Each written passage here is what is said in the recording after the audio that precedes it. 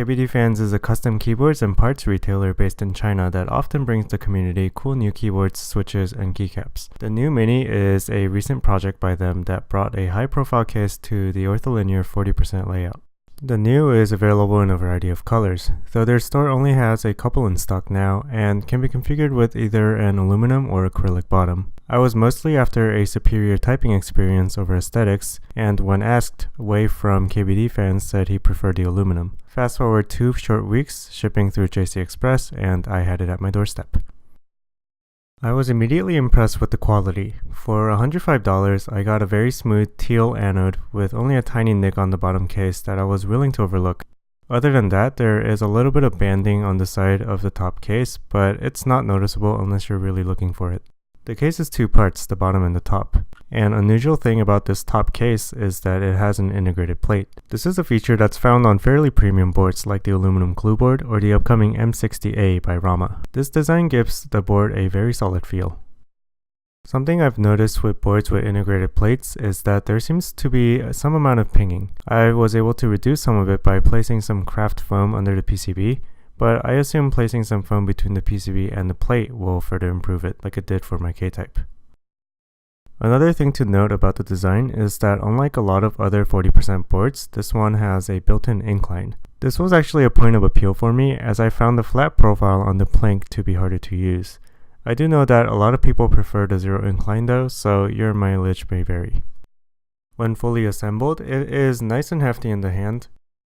It weighs in at over 2 pounds, which is quite a bit heavier than the Planck. Ditching the imperfect steel plate and the case surface finishes, I think the Niu really beats the Planck in the design and build quality department.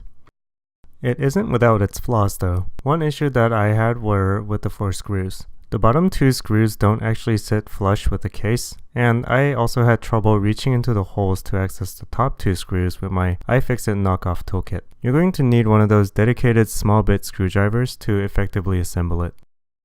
These are still very minor complaints though. Just to reiterate, this kit only cost me $105, which is the exact same price as the Planck. I can't speak for the newer high-profile version since it didn't exist when I bought the Niu, but I would definitely choose this over the standard Planck.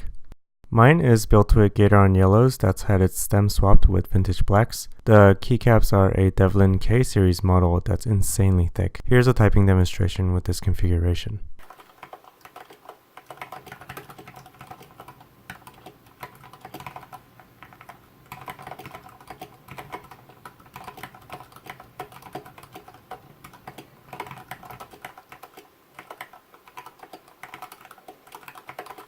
I don't know if you were able to catch it in the clip, but I definitely noticed the pinging, so I would strongly recommend some kind of sound dampening when looking at one of these. The Niu is programmable through QMK just like the Planck, and KBDFans even provides a nice little configurator to make the process a bit easier. I am using the exact same layout as I showed in the Planck video, so check that out if you're interested. In the world of 40% ortholinear keyboards, your options are pretty sparse. You have the variants of the Planck, whatever KP Republic is stocking, the very expensive Mac Mini 2, and this. While I only have experience between this and the Planck, I can confidently vouch for the Niu Mini. You are getting a lot of quality for your money. Integrated plates are hard to come by in general, let alone in this form factor, and you get an inclined design and an equally programmable PCB for a very competitive price.